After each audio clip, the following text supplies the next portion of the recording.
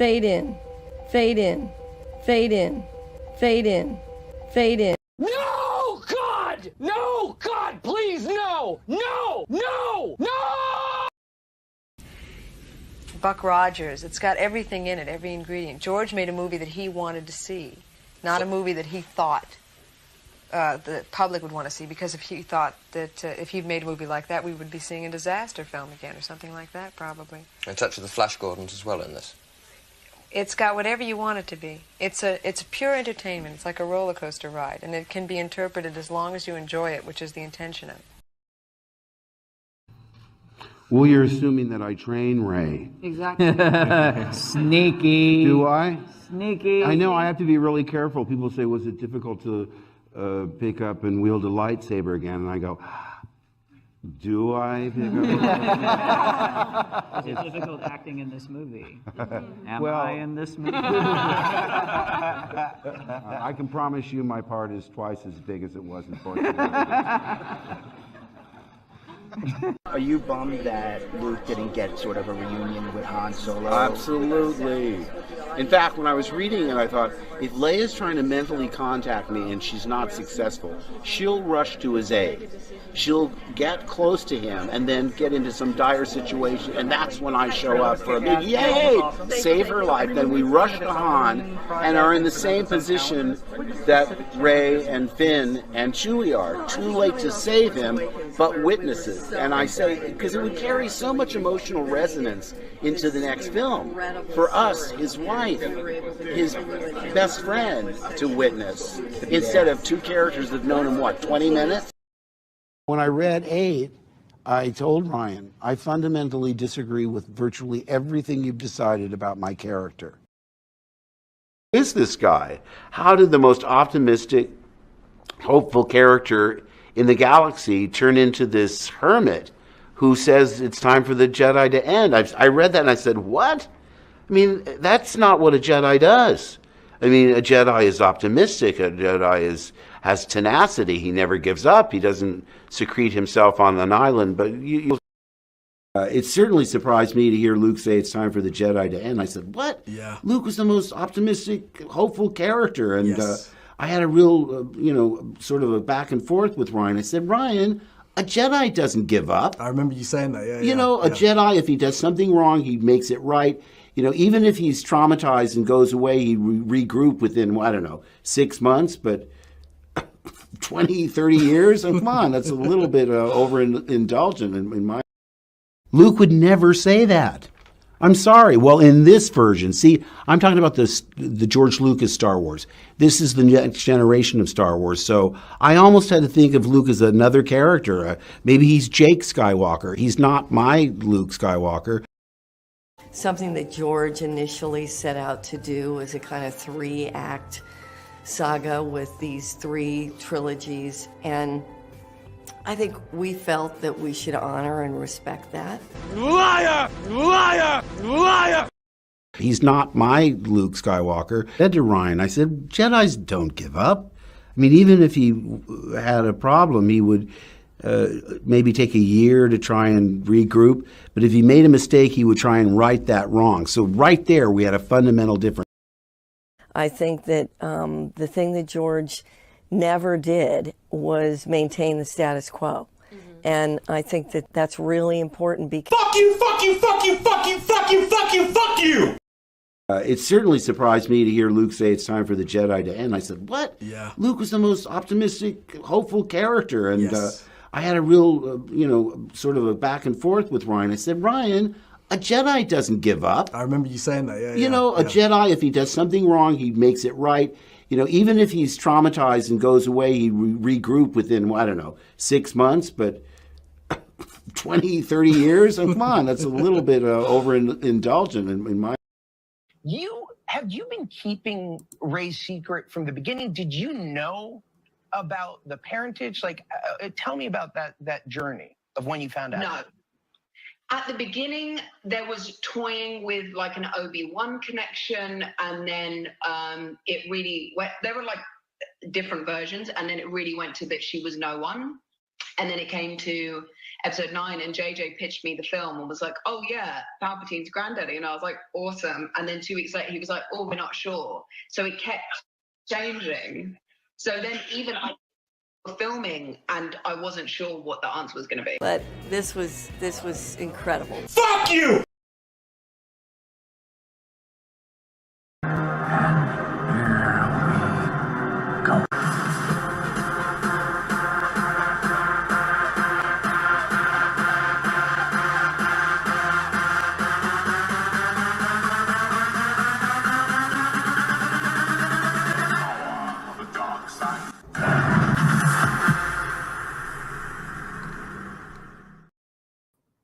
What's up, all my Ewoks, Trolls, Droids, and Wookiees? It's Anna, also known as that Star Wars girl, and today I am going to try to get through and read all of these leaks that popped up on Reddit.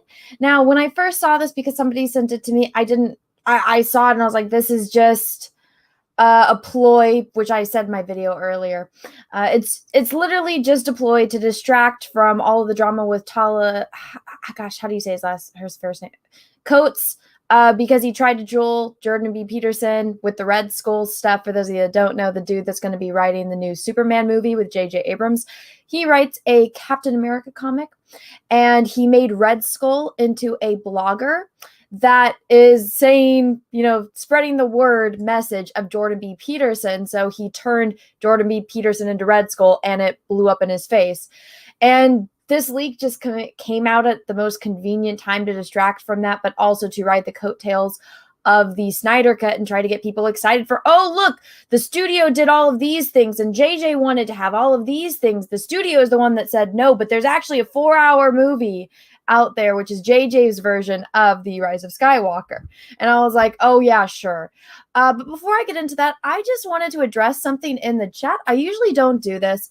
But so if you guys can't see the person constantly spamming my chat over and over again with fandom and his propaganda, I'm going to introduce you to someone, which I normally don't do this, but I feel like I need to, so that way people are aware. So when there's trolls and stuff or people that hate me, here's the thing that blows my mind. You don't have to watch my channel or my content. If you don't like what I'm saying, you don't have to watch it. I don't watch your shit. And I wouldn't know who these people were if they didn't basically come to my house and start barging in, barging on my door and trying to demand and shove whatever the fuck it is that they're saying down my throat. So I want to introduce to you guys this person who has been, ooh, that was loud, who's spamming the chat. But this dude right here, Willie, you know what this guy did and how I discovered who this person was? When my sister died, he saw it as an opportunity to go and spam my Facebook page to say terrible, terrible things about me because he knew that my sister died and I was dealing with it. So I was in a weak spot in my life, one of the lowest points in my life. And what did he decide to do?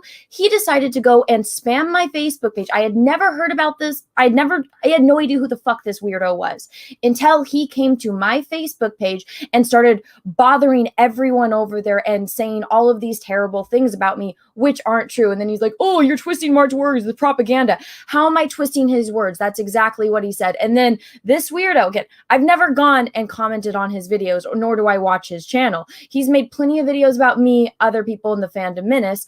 Nobody watches because nobody fucking cares, because nobody gives a shit about this dude's opinion. What does he do? He comes onto our channels, onto our platforms to scream at the top of his lungs. Do you see any of us doing that? Now, there are some things I would like to say to you and where you could shove something, but I would get, I would get in trouble on YouTube. But you know what? Going after me when my sister died is one of the lowest fucking levels that you can fucking stoop to. This weirdo's cousin or friend or whatever actually saw what he was doing on my Facebook page and said, yo, this is not like him. I don't know what he's doing. This is so out of character. And everyone else that was commenting was like, no, look at what he's saying. And this weirdo's defense is, I didn't say anything about your sister. It's like, you acknowledge the fact that you knew I was in pain and that I was dealing with a family tragedy, and you decided to go after me anyways. You could have waited a fucking week, but instead you wait until she fucking died, you piece of fucking shit. Get out of my chat. Mods, don't ban him. But just be aware that is, these people want to say I'm a terrible person. I wouldn't know who the fuck this guy was if he didn't decide to go after me when my sister died. They say that we're terrible people. It's like, look in a fucking mirror. I would never do that to someone. But here you are stalking me constantly. That happened almost 2 years ago. It's been almost 2 years since she died. And you're still have your fucking hate boner for Lee. Leave me alone. I don't care about you. Nobody cares about you. If you want to go talk shit about me, that's fucking fine. Do it on your own platform. Don't come to my platform to go spew your stupid hate cum all over me and my audience. Nobody cares about you. Nobody here cares. All right. Yeah, people have no empathy. No, they don't. And here's the thing. They want to say we're terrible people. I have never met anyone in the fandom menace that would stoop to that fucking low. That goes out of their way to make sure that they are going to go on the attack, specifically when they know somebody is at a weak point. You guys want to know what I was doing that day?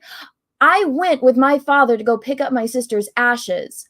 And I look on my phone on the way home and I get all of these notifications from Facebook because I was checking my Facebook, which I don't really do, but I had said on Facebook to friends and family, if you guys have any pictures of my sister or you have anything, I was in contact with a bunch of strangers because they were friends of my sister. They knew something about my sister, and I was trying to get everything set up for her celebration of life.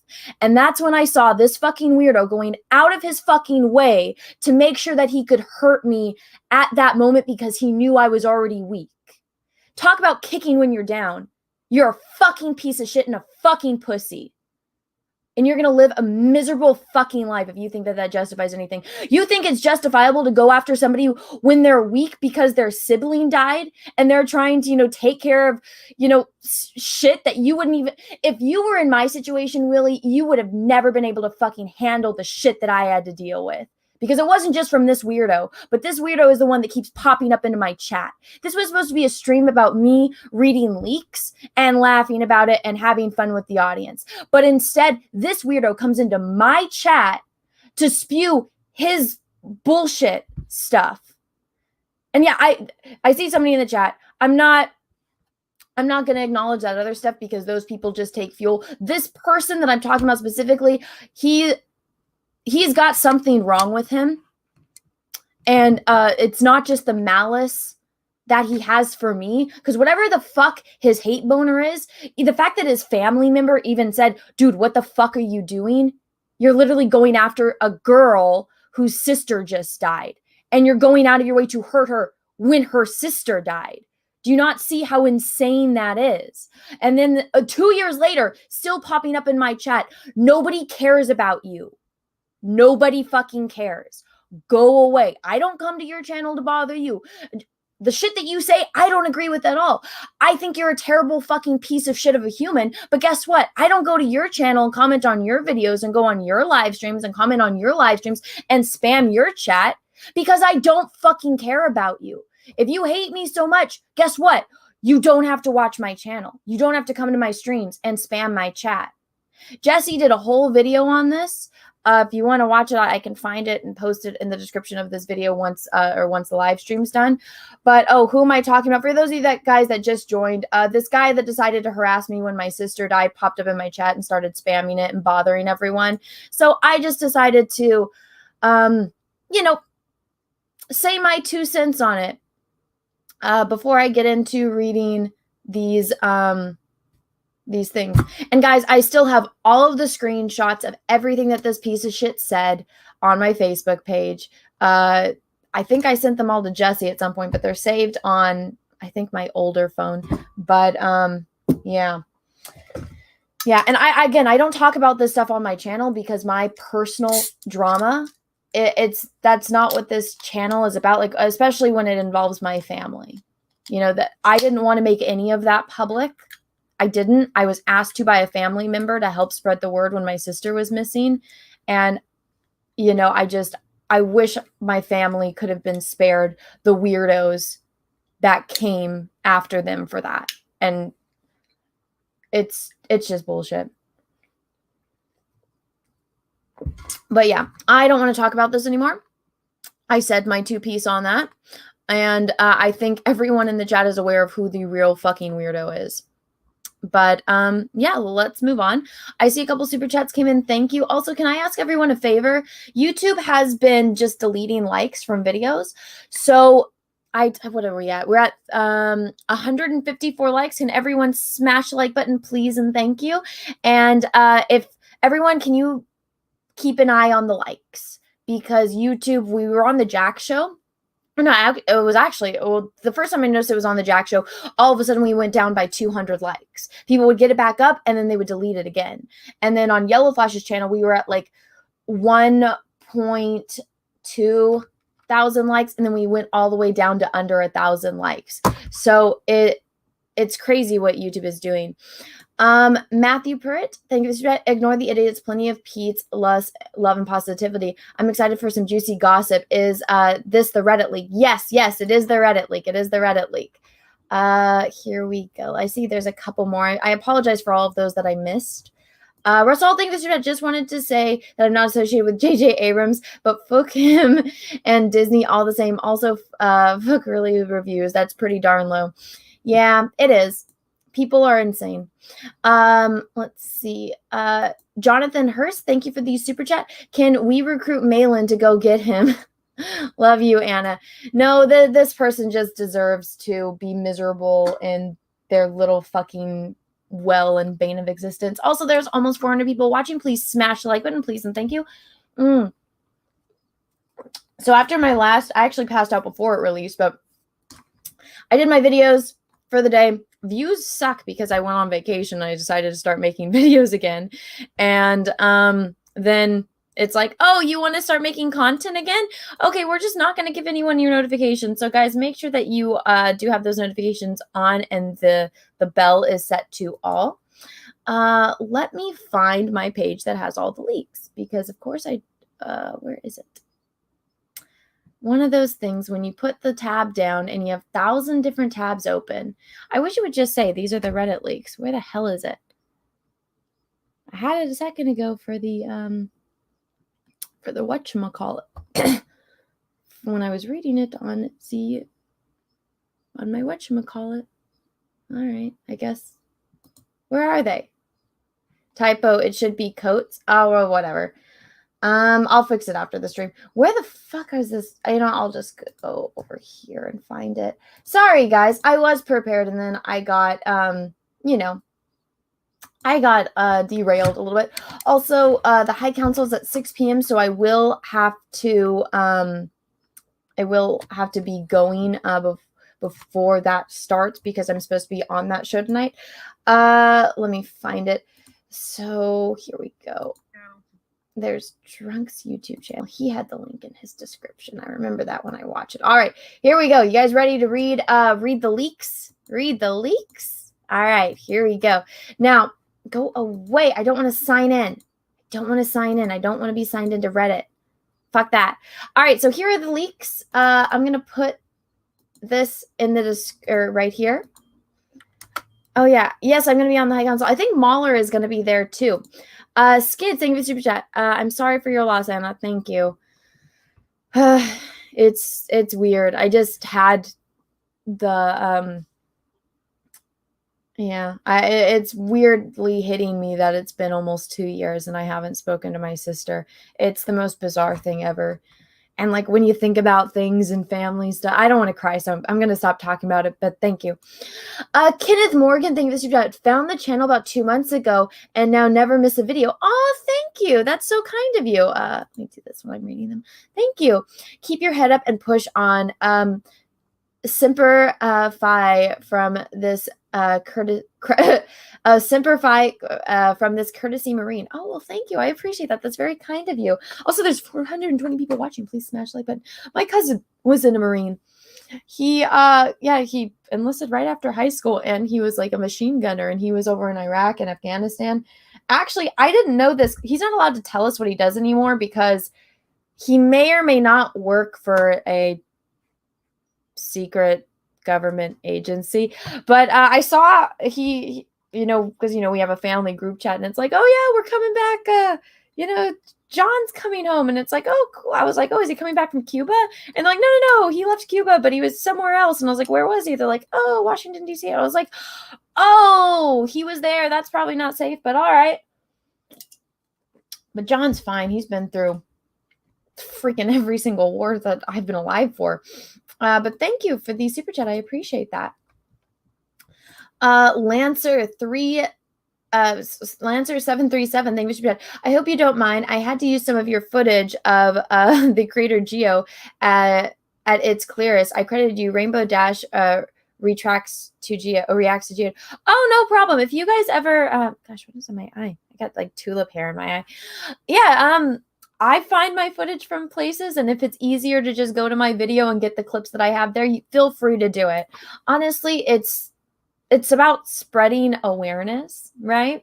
And the fact that the people that are in charge of Star Wars now, basically, I got to get this out of my eye while I talk. So basically, all of the new Star Wars characters are literally, guys, just Star Trek characters that are ripped off.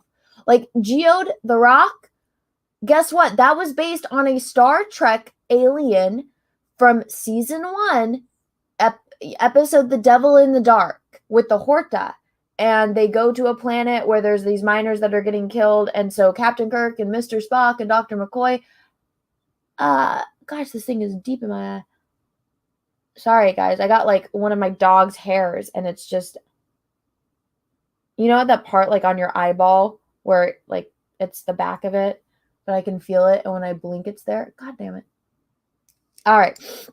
But yeah, the Devil in the Dark episode, the Horta, is a silicon-based life form. Because, you know, humans and other animals are carbon-based life forms. This is a silicon-based life form. So it's basically a rock. And that is a character in Star Trek. And they decided to put it in Star Wars. But guess what? When they were doing the High Republic launch party and the lady said, oh, yeah, may the Force be with you. One of the authors, who I do not think is a bad person, I want to make that abundantly clear. She does not seem like a bad person. She actually seems like a very kind lady. She's very knowledgeable at writing. She seems to have a very big passion about writing. She, unlike other authors, I think I got it. Still itches though. She actually interacts with her fans very positively, and on her Instagram, and that's where she's the most active. She answers people's questions. If you follow her, she'll follow you back, and she's very, very kind. I want to make that clear because other people, like what's her face, that are just, you know, blatantly racist over and over again, never finish reading a novel, and then, you know, other people that, you know, say terrible things about people without any proof. They just are going on, you know, assumptions that don't interact with fans well. So the lady that, you know, Claudia Gray, who is putting all of this Star Trek stuff in Star Wars, she seems like a very nice person. So I don't, and it doesn't seem like she has, like she's trolling or these are bad intentions. Maybe it's a subconscious thing that she's like, oh, you know, what about this? What about this? What about this? And nobody else there knows anything about Star Trek. So they're not catching that all of these characters she's coming up with are actually Star Trek characters. So maybe she's like getting inspired by, but like there doesn't seem to be any malice there from what I found. I just want to make everyone aware of that. Can you link her Instagram? No, because I don't want people, because if I link her Instagram, again, she's very, very nice, and there are assholes out there, and usually I do link these kind of things, but her Instagram is set to private. If you guys want to find it, it's not hard. It's just Claudia Gray. But I don't know. I don't know. I think she's probably playing around with the feuds of the fandoms. Maybe, I don't know. I don't know, maybe it's just me because I feel kind of protective since she has been nothing but nice, even if she is introducing Star Trek stuff. I don't know. There's just, that just seems to me like a bad idea, because then people are going to bother her, and then I'm going to get blamed for, oh, people are harassing her. Even if it's not me, even if it was that weirdo that I was screaming at in the beginning of this live stream, if that person goes and bothers her, well, it's going to get blamed on me, and I don't want to do that. And, you know, usually my mindset on it is if it's on the internet, it's fair game. But again, she does have her account set to private, and she does not really interact on Twitter except to share her books or podcasts that she's going on. And, I've seen people be rude to her on Twitter. She doesn't respond. She just, she just allows people to say what they want. But I don't know that don't do it, Anna. People can find it themselves. Exactly. People can find it themselves. If you guys want to, that's fine. And again, usually I always share links. And it's like, this is where I found this. This is where I found this. This is where I found this. But in this specific situation, I don't know why. I feel kind of protective. And so I don't feel like I should. And I don't want to. But if you want to find it, you can. You can find it the same way I did by a quick Google search. It's not hard. But I don't know. Again, it's very weird for me because usually I'm all for sharing links, I'm all for it because it's like, hey, this is information that's publicly available on the internet. Here's where I found this. This is why I came to this conclusion, A, B, C, and D. Here is all of the research I did, and you guys can come up with your own conclusion as well. But in this situation, I don't know.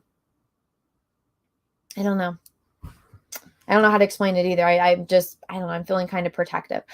All right, let's read this. Also, so there's over 495 people watching. Please smash the like button, please, and thank you. Let's get into this. So I do want to make something clear before, though. So I thought that this came out at a very, it's funny that these leaks about JJ came out now because what's going on right now on Twitter, for those that do not know. So JJ is going to be working on a Superman movie with, I have no idea how to say his first name, Ta Nehisi Coasts. And that dude is pretty out there, but he, I'm getting the hiccups now. So he tried to troll Jordan B. Peterson by making Red Skull into basically Jordan B. Peterson and doing, instead of 12 rules for life, it's 10 rules for life. And he's this internet blogger that is going and corrupting the minds of young people. And Jordan B. Peterson saw that and said, ha ha ha, fuck you, and decided to troll him back and has made, over $52,000 on the merch that he said from, instead of the Hail Hydra, it's like Hail the Lobster. And so I was like, wow. Oh, this is Ta Nehisi. Okay, thank you. That Ta Nehisi. Okay, thank you. Ta Nehisi. Okay, I got it. Ta Nehisi. And so that's going on right now. And I was like, wow, this kind of came out at because people are pointing that out that, wow, this guy is like, he's writing Captain America, and now this guy is going to be writing Superman. That's a huge red flag. Guess who's going to be directing that Superman? Oh my gosh, it's JJ Abrams. And then all of a sudden this comes out, and this is literally just, hey guys, JJ Abrams is the bestest ever. He wanted to do all of these things, and the studio told him no. The studio told J.J. Abrams, no, he couldn't have Finn and Rey be a couple because interracial couples are bad. They're too controversial. And it's like, since when? Like, I feel like I know more mixed. Everyone is mixed now. Nobody is 100% this or 100% that. It's very rare that you find somebody that is 100% whatever ethnicity it is that they identify as. There's so many freaking mixed. It blows my mind in this day and age. But it's like, well, JJ wanted to be more traditional and have Luke and this, and it's like, oh, so JJ wanted to give the fans everything that they wanted and everything that, people have been saying that they wanted. Oh my God, JJ was that guy. He was going to be our savior, but instead we got the censored studio version. Oh my God, like the Snyder Cut. Except the thing with the Snyder Cut, Zack Snyder actually had a fucking real life tragedy and had to leave. And so his vision actually wasn't able to get made, and he wasn't able to fight for his vision, for his baby, for his movie. And that's why the fan base united so wholeheartedly to get that thing going. But this was like, no, JJ Abrams is a fucking idiot. He doesn't know anything about Star Trek. He doesn't know anything about Star Wars, and he makes shitty fucking movies. He's just good at special effects and getting normies to sit there going like this. It looks so cool. And making it, what is it? Trendy or I don't know. He's good at making nerdy stuff for normie people. So if you don't know anything about it, you're going to enjoy it. You don't know anything about Star Wars or Star Trek, you can probably sit through his movies and enjoy it. But the more that you know, the more his movies just crumble and, you know, fall apart because he doesn't know what the fuck he's doing. But so this leak, which when I read this and I, you know, rolled my eyes, I'm like, this is just propaganda to take away from the Ta Nehisi Coasts situation with Jordan B. Peterson, and also to make JJ Abrams look like the bestest ever.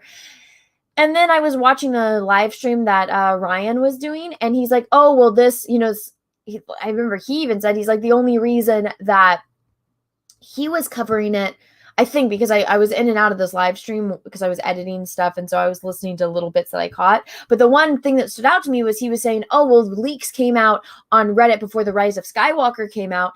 And everything that was in these leaks was true. And I remember reading those as well. And I'm like, wait, yeah, that's true. So he's like, maybe there is some merit to this. I don't think so. I mean, maybe there were some scenes that were shot, but I highly doubt it is to the extent that they claim it is. Also, guys, there's over 500 people watching. Please smash the like button, please, and thank you. I'd sincerely appreciate it. Now let's read these leaks. What happened with the Disney sequel trilogy and the changes to Episode 9? I worked on the sequel trilogy for its entire run, from The Force Awakens to The Last Jedi and The Rise of Skywalker. The world has changed, as has my position in the roots of this tree. In the next coming days, weeks, months, there will be several leaks due to shakeups at Lucasfilm. Leaks have become part of the culture of the company. I wanted to set matters straight before that occurred. Who am I? Does it matter? There's nothing I could provide to convince everyone who I was without doxing myself. Something I'm not particular open to doing. Take this as a gospel with a grain of salt. Also, guys, if you guys want to go read this yourself, I'm going to post the link in the chat. Here it is right there for you guys. If you guys want to go read along, if it's not very clear on my screen. All right. Regarding Lucasfilm, there has never been a cultural civil war at Lucasfilm. Nevertheless, a disagreement on what direction to take the franchise has always been a reoccurring problem. Certain members of Lucasfilm's story group, Pablo, desired to see Star Wars resemble a D&D campaign. Pablo is a fucking idiot and a pussy. Pablo should not be working for Star Wars. He just shouldn't. I get it. He's a computer tech nerd that likes the technical side of Star Wars. But when it comes to creativity, he's creatively bankrupt. And he should not be working on something like that. And, you know, he's one of those people that calls everyone else a toxic, misogynistic man baby that lives in their mother's basement. But what is he? He's a neckbeard, toxic, misogynistic man baby who leaked the news to the press about Gina Carano getting fired. So that way and there's a Drunk 3PO did a video on it with all of the screenshots and stuff. But so Pablo was the piece of shit that made fun of Star Wars Theory when he cried because he was jealous. Pablo was jealous because he was all, Rey is the bestest ever. And then baby fucking Yoda and a scene with Luke fucking Skywalker that was 7 minutes long broke the internet and the entire world in a way that nothing that Pablo has ever made will ever have even a crumb, a fraction of the impact that did, because Pablo is creatively bankrupt and he's a fucking piece of shit. And so, yeah, Pablo wanting it to resemble a D&D campaign, that just continues to prove my point, honestly. But yeah, for those of you that don't know, Pablo is the one that leaked it to the press that Gina Carano that she was no longer under contract with Lucasfilm. So he's the source from Lucasfilm. What do you guys think about that? Remember, oh yeah, women are the best. Protect all women. Hashtag the force is female. Me too. Unless it's a woman that contradicted him publicly, because remember, he went after Star Wars Theory for crying, and he was a piece of shit that instead of apologizing to Star Wars Theory, he made it his header. So even though his Twitter profile is private, Star Wars Theory would still be able to see it. And then what did Gina Carano do? Gina Carano actually said this to drunk 3PO, and there was a video of it, of her saying, no, you're allowed to feel however you feel about things. I mean, that's the point of art, is to invoke feeling. And it completely contradicted everything that he said. So what did he want to do? He wanted to get back at her for that. So he decided to leak to the press that she was no longer under contract for Lucasfilm. He's a fucking piece of shit. And if you actually look at the breadcrumbs, yes, it was Pablo. Drunk 3PO has a fantastic video where he shows all of the screenshots. Yeah, it was Pablo. It doesn't take rocket science. He's a fucking piece of shit. Remember, hashtag the force is female, protect all women, unless it's Gina Carano. Then Pablo has no problem throwing a woman under the bus publicly. He's a piece of fucking shit. He threw Star Wars Theory under the bus. He's a fucking piece of shit, and he's creatively bankrupt. Thank you. Let's get back into this. More aesthetic, less narrative. That's because he's a fucking idiot. Others. And also, guys, if you don't have a story, it's like this idea right here just shows how fucking stupid and shallow Pablo Hidalgo is. And they've remember when it's like, oh, when talking about a woman, oh, she's pretty, but she's an airhead. Like, it's all just a shell. There's nothing on the inside. So that's what Pablo wanted. He wanted Star Wars to just be a shell with no story, which is exactly what the sequel trilogy is. If you look at it, and that's the nicest thing I can say about the sequel trilogy. Oh, the music was good. The special effects looked great. The look of it isn't bad. I think it's significantly lazy and completely uncreative as compared to, George Lucas was literally working with puppets and clay, and they have, millions and millions of dollars and some of the best people in the special effects industry out there working for them. And that was what they were able to come up with. I think it was incredibly lazy. But that's what Pablo wants. He wants all flash. He wants no substance. Says a lot about him, right? Right.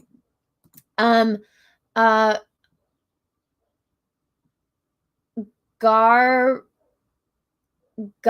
Legends, thank you for super chat. Can I ask you 3 questions to prove you are a hypocrite? No, because I'm not a hypocrite. But thank you for the super chat, random person. I'm in the middle of reading something, and I'm not a hypocrite. But all right, if you want to send me money, feel free. Feel fucking free to send me as much money as you want. But if you came to my stream, and again, this just, illustrates my point with these trolls. You come on to my stream, I wouldn't know who the fuck you weirdos were if you didn't come to my stream or my channel or my Twitter or my social media to bother me. I wouldn't even know you existed if you didn't come to me. But for whatever reason, you have some kind of hate boner for me. You know that I exist, and you decide to come and bother me. That says more about you than it does about me. All right. Others, Favreau and Filoni are push for more traditional approach. That's why The Mandalorian is succeeding like no other Star Wars that Disney has created has. I like this. Yes. $100 per question. There we go. The chat has spoken. Let's see. Oh yeah, look at this. LO super chatting the question, but not just stating. I know people that is the IQ level that I'm dealing with. But I shouldn't even say IQ level, because this is something that even Forrest Gump would understand. That's the low level tier of trolls that I have to deal with, guys. And I'm sharing it with you because they paid for it. All right.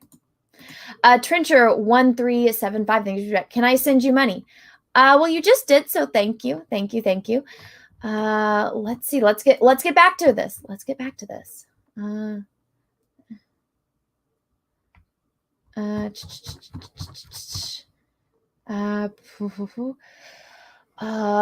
was I? There isn't some war between Kathy and Favreau. They are on rather pleasant terms. Kathy seems to want him to take over once she retires or is promoted. Favreau may or may not take the position. Filoni isn't interested, nor is he even remotely qualified to run a film studio. He's much happier working on his own stories, which I think is great. I think that's a, let's see. I think that is actually more appropriate. Now, here's what I will say about this. Because everyone likes to credit Kevin Feige for Marvel, but I don't think people realize that he wasn't brought in until a little bit later. If you read Bob Iger's book, it's very apparent there. So Jon Favreau made Iron Man. I don't know why people forget that. Iron Man is, basically the beginning of the MCU that started it all. Favreau is the one that had his mind on what he wanted to do and where he was going with these characters and this story. And then he, stuff happened. He was no longer on the project. And, oh my God, why am I blanking on his name? What is his name? I just said it. Kevin Feige. Kevin Feige is a huge social climber. And if you actually go look where he started working and to where he is now, he knows how to schmooch up to, higher up people and how to talk to people and how to do what he wants to do to get up the totem pole. And that's exactly what he did. And he got himself to the head of Marvel. And now he takes credit for something that Jon Favreau started. And look where it's going. We had Captain Marvel thrown in at the last minute. And I have my critiques of Jon Favreau. I do. But honestly, as a person, I don't have, some business decisions that he makes, I don't agree with. Some creative decisions he's made, I don't agree with. And sometimes I feel like he does things, I wouldn't say not to the best of his ability, but some projects he's worked on, you can see that he's clearly passionate about it, but he focuses more on these things. And so there's a few other things in it that fall flat. And so I think maybe it's kind of the Quentin Tarantino thing where Jon Favreau has all of these great ideas. And for those of you that don't know, so Quentin Tarantino, the way that he used to work, because his editor, she passed away due to breast cancer. But so Quentin Tarantino's movies used to be super, super tight. And, he's known for like the certain style that Quentin Tarantino is. But Quentin Tarantino, once he's done filming, he would hand it off to his editor, and then she kind of took the reins. And, so I feel like, and they had a wonderful, wonderful working business relationship, and his movies have not been the same since she passed. And neither is he. You can find interviews of Quentin Tarantino talking about how like, it's like missing, the creative side, not, the personal, well, probably personal too, because I'm sure that they were great, great friends. But it's like, when you have that person that you work with creatively and, they know exactly how you think and how you want things. And so it's like when you hand something off to someone, you can completely trust them because you know that they know your vision and they're going to, push it forward to the fullest extent of their abilities. And when that person's no longer there, you're missing a part of yourself. And so I feel like Jon Favreau is like that he has these ideas and he has that vision, but he needs somebody else with him to kind of tune in the finer points, because that's what I feel like Jon Favreau is lacking. Like that's the area that he's lacking. And I think the same thing with, the Mandalorian. If there was something, I didn't like season 1 at all. I love Baby Yoda. Let me make that abundantly clear. I've said this plenty of times. I fucking love Baby Yoda. He is so cute. If I just cut season 1 of The Mandalorian and it was only every single scene with Baby Yoda and it was just him walking around being cute, I could watch that on repeat because he's so cute. He's so little. But as far as the storytelling, it was very, how do I say this? It was very predictable, and honestly, it wasn't very entertaining. There were some episodes that I'm like, it's very hard to stay awake for, but I could see where he was going with it. Also, holy shit, Ken, thank you so much for the super chat. I don't know if that was a typo, but holy shit, thank you. Favreau may not be perfect, but I don't know who I would pick to lead Star Wars into the future. Honestly, as far as people in Hollywood, he's the best bet right now. I mean, fuck, I would even give Star Wars to Quentin Tarantino, but I think he's more of a Star Trek fan. Heck.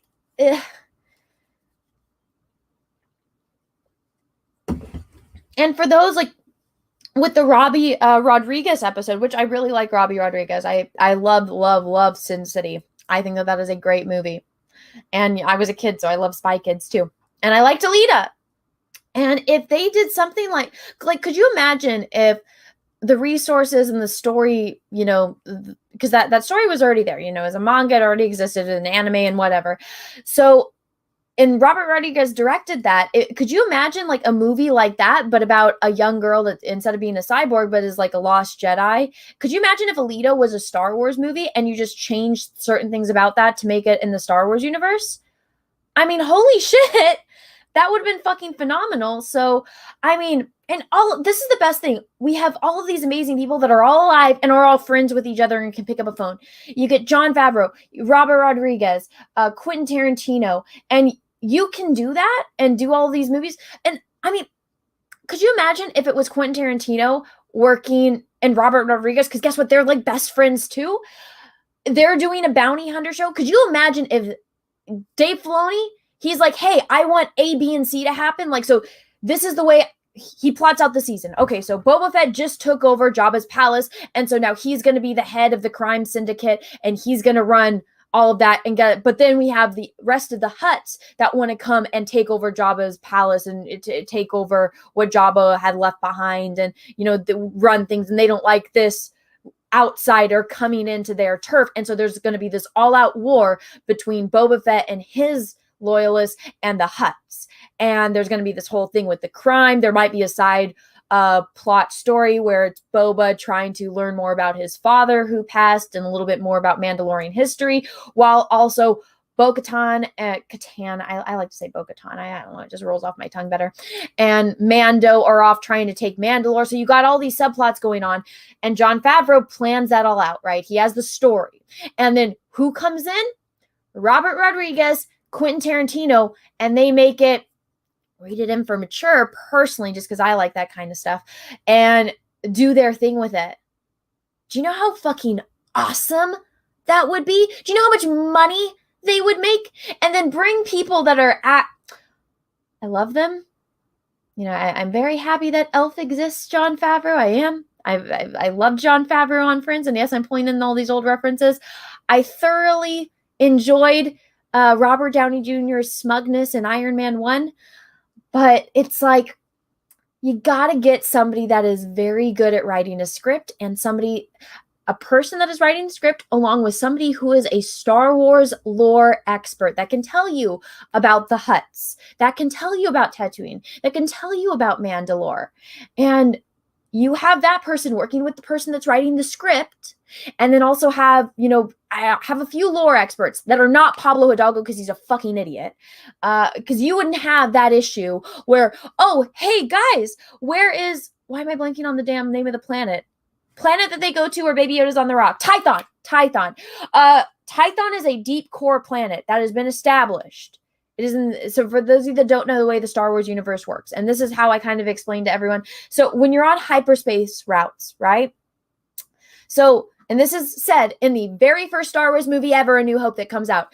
When Luke Skywalker is yelling at Han Solo, they need to jump to light speed. And Han Solo said, no, we got to wait for the computer to plot the course because we can go through an asteroid belt, run into a supernova, go through a star explode. So, you know, supernova, you know, end up on the wrong side of a nebula. He's like, we can't. We have to wait for the computer to find the right hyperspace route for us to get there, because space is a big thing. If you're not going through hyperspace and flying it manually, it's like, yes, technically on this planet Earth, you don't have to drive on the road. You can go and drive through the field and see how that ends up.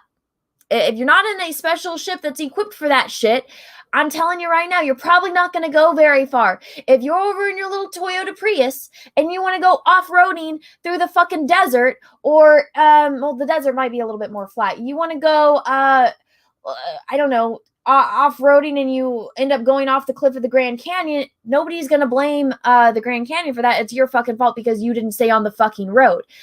That's kind of the way the hyperspace routes work in Star Wars. So one of the problems that you get to, because, you know, there you got the center of the universe, right? And then there's planets, outer, and that's why Tatooine is on the outer rim. They were in the outer rim. Well, so one of the plots of the Darth Bane trilogy is that they need to go to Tython because Darth Bane wants to learn how to make a holocron, and he needs to go to Tython to find this one old Sith lady's holocron, and she can give him the information on how to build holocrons because he's been trying for decades and he has failed.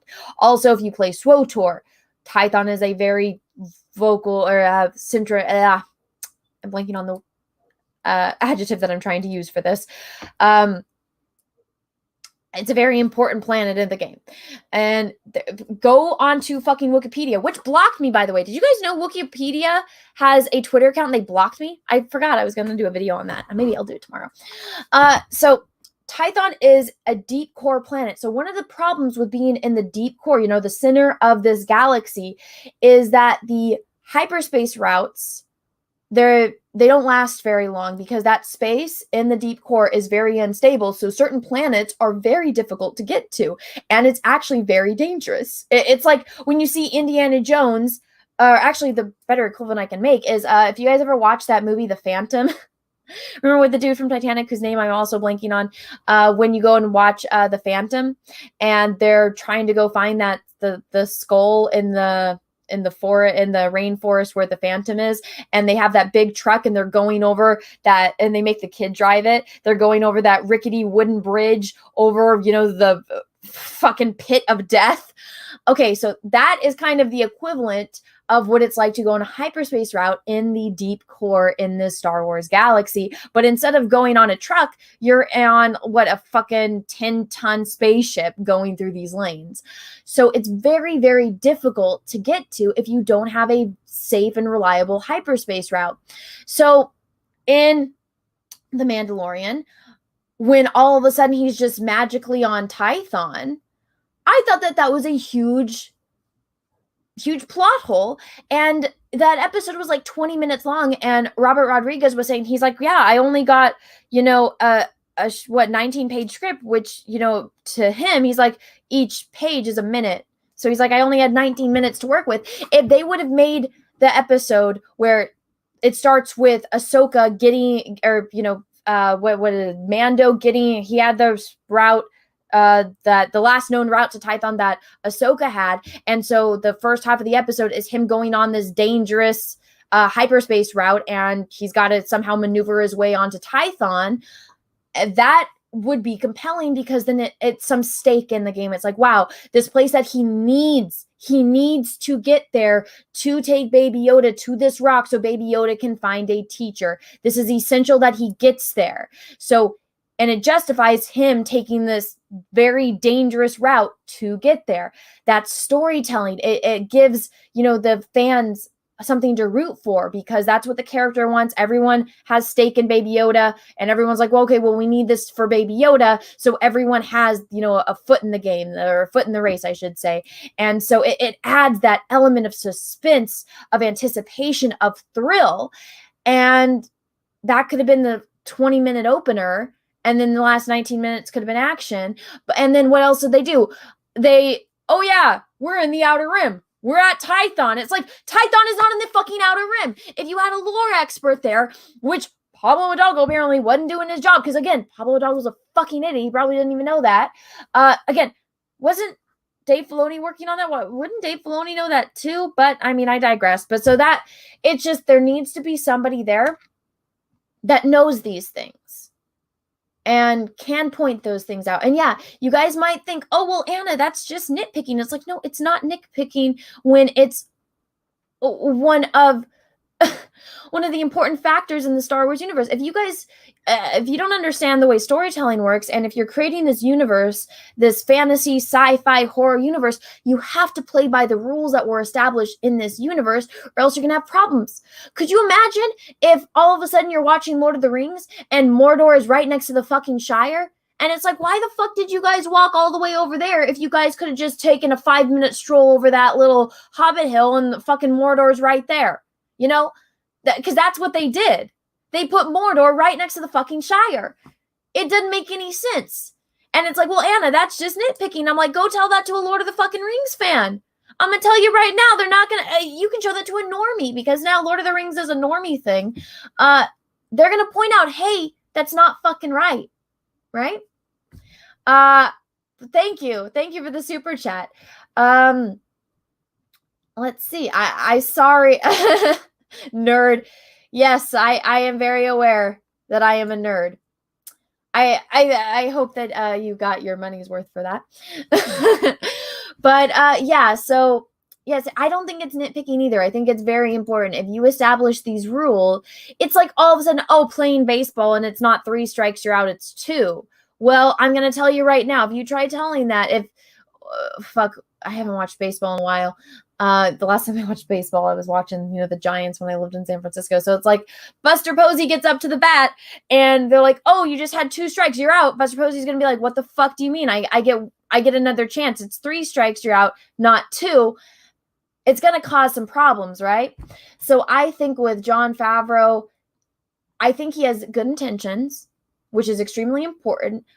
I think it's just the people at Star Wars, they actually do need lore experts, and the people that they have are not lore experts. They don't care about Star Wars. And it's like at every single sporting event, you have an umpire that knows the rules. Well, I think the same thing should apply to something like Star Wars. You need an umpire there that knows the rules of the game. You need somebody there that knows how Star Wars works, that knows everything about Star Wars, that can fact check you, that somebody like Jon Favreau or Dave Filoni, when they're writing a script for Star Wars, if they have a question, they can ask them. And it wouldn't be anything that is malicious or antagonistic. It's just Jon Favreau writes a script, hands it to this lore expert. They go through it and they say, oh, hey, John, I just want to let you know I'm going to fix this and this just so that way you get everything right. So it's all canonically correct.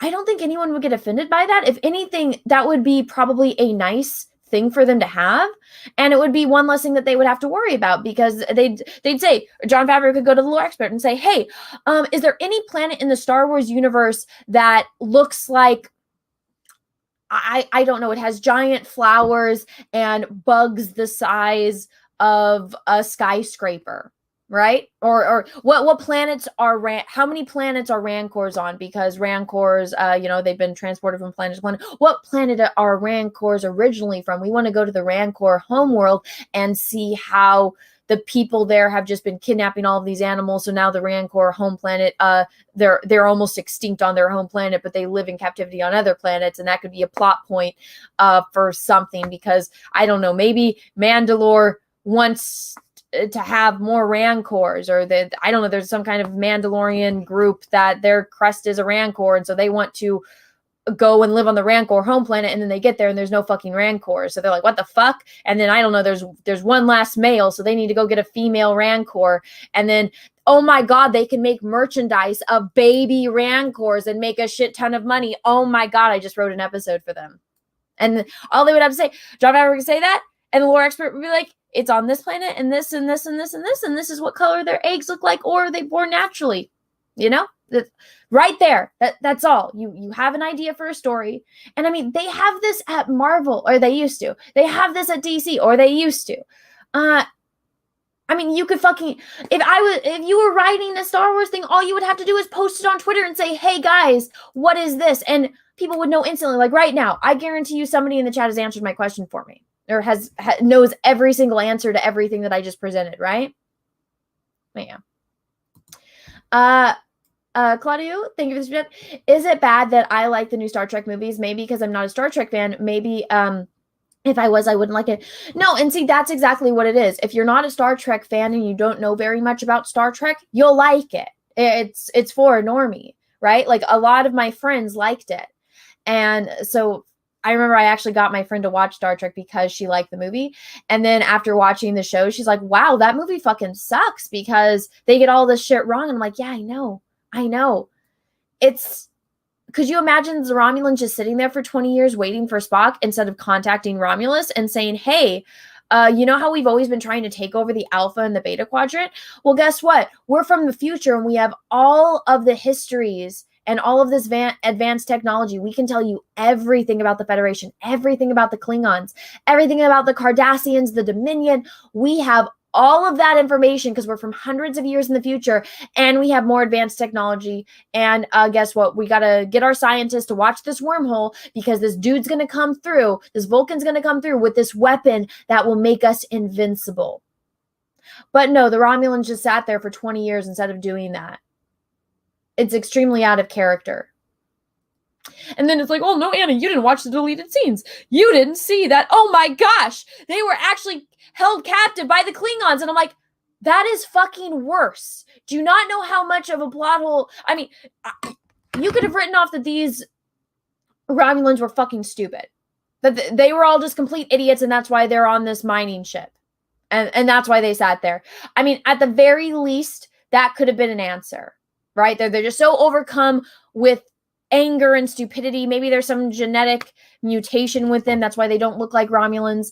And that's why they are on this ship. So they were just stupid. I'm like, well, that's a really lame excuse, but at least that's something. But no, the fact that they were in a Klingon prison, I'm like, so you mean to tell me that Klingons during that time period, they have this Cold War with the Federation, find Romulans from the future, which they can carbon date because they have that technology. They can look at them and tell that their gene and their cells are from the fucking future. They can look at their ship with all of this advanced Romulan technology.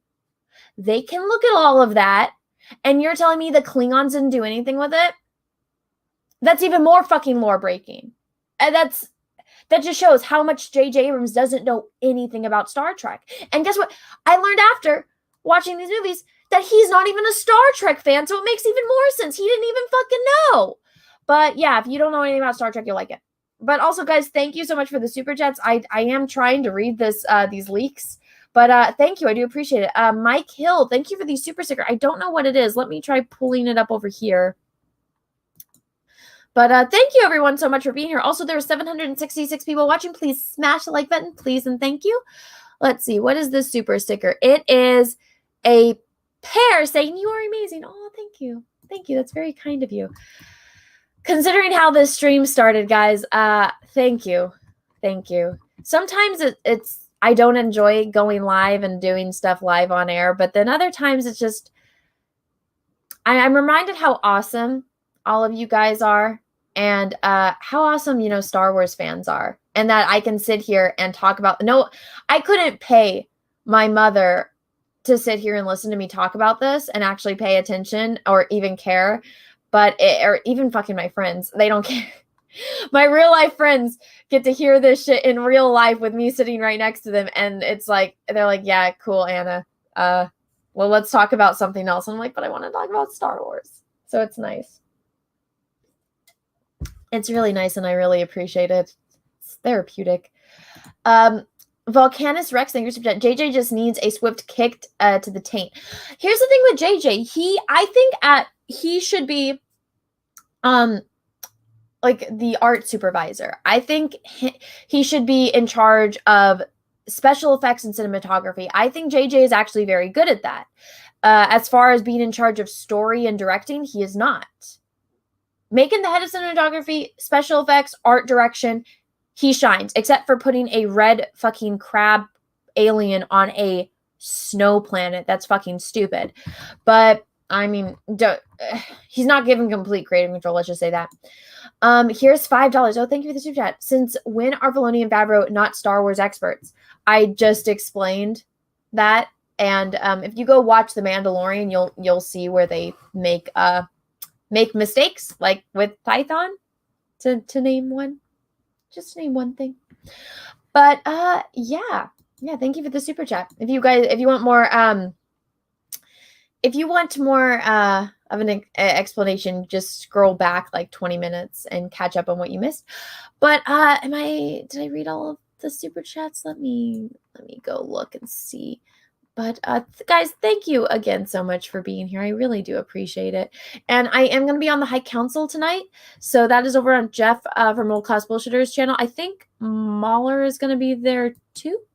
I think so. I think that's what Jeff told me. So if you guys want to go see that, go over to World Class Bullshitters channel. Wait, today is Tuesday, right? I'm not crazy. Today's Tuesday. Yes, it is. Okay. Here's $5. Thank you. Sorry, I came in at the tail end. Time to scroll back. Oh, it's okay. You'll be in for a fun ride, I hope. Let's see. Claudia, thank you for that. My brother said the Star Trek films feel more like Star Wars than Star Trek. Yeah, they do. Do you not like all three of them or just the first two? I think the first JJ Abrams Star Trek movie was entertaining.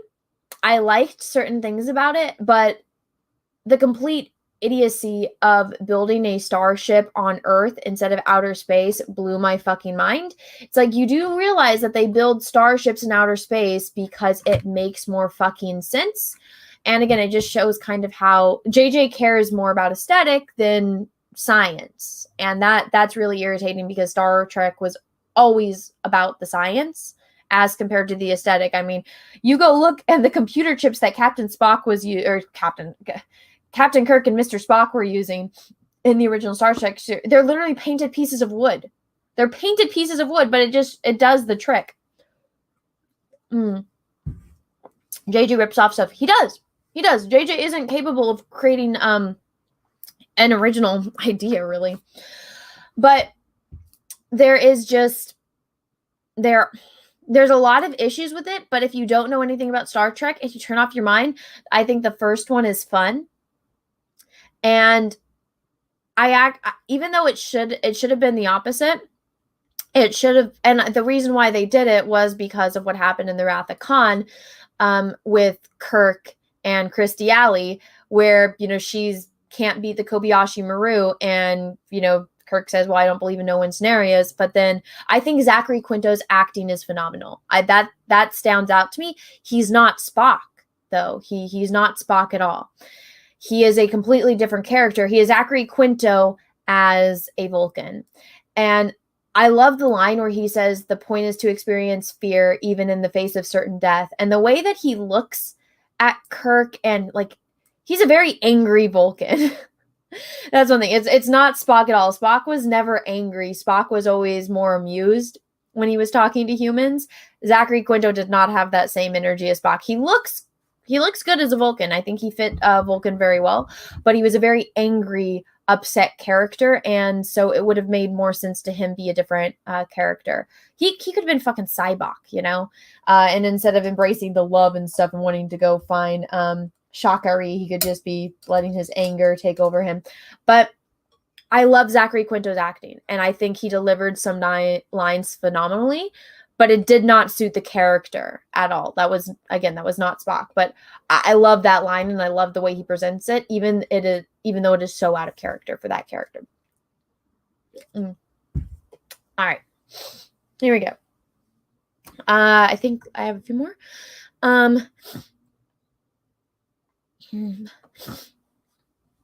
Let's see. Rocket Sauce, thank you for that. I don't always get to listen to Anna on the big screen with a surround sound on, but when I do, the neighbors do too. Aw. Well, I hope your neighbors and you are enjoying it, but thank you. That's kind of crazy that somebody's watching me on a big screen. There you go. Runs the Phantoms English about it bugs me how the Mandalorian totally ignored the Tython from the Old Republic game. Exactly. No temple, no lush verdant forest, mountains with waterfalls. Yeah, I know. They filmed it in California, and it was very disappointing. But I don't know what the budget was for that episode. Foul Ball Productions. This is my first live stream I've caught with you, and I just wanted to say it's really great, and I really like the passion. Oh, thank you. Welcome. I hope you're enjoying it. Keep up the good work, and Pablo is a tool. Yeah. I don't think he would know a tool if it hit him in the fucking ass. Claudia, thank you for the super chat. At least JJ Abrams made good TV shows. People blame him for Lost, but he was only there at the beginning and left after the first season. Blame Damon.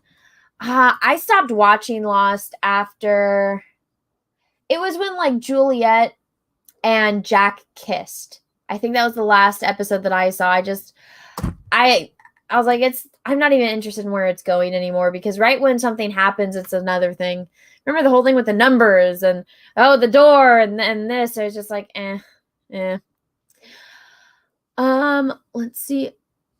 Bull Durham, thank you so much. Oh, Anna, if only I weren't married and you didn't have peaches, I was 30 or 40 years younger, and never mind. Oh, thank you for the compliment. Paul Perez, a crazy sci-fi fan, thank you so much. Hi, Anna. It's so awesome that every time I hear you talk, I feel a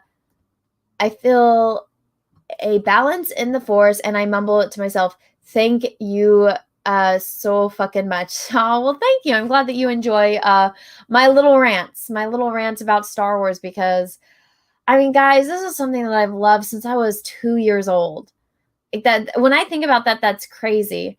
So I don't know, maybe I am just that fucking weird. I have so many memories from my very young childhood, and then when my memory, when it gets to 5, my memory kind of gets fuzzy, but I remember clear as freaking crystal what it was like to watch Star Wars for the first time. And I was like, I think I was like 2 3/4, because my birthday's in October, and I watched all the Star Wars movies on, let's see, June 25th. And my sister was born the next day. And so, like, that just is crazy. It's really crazy. And I've loved this thing ever since then. And I'm glad that I get to share it with people that actually care about it too.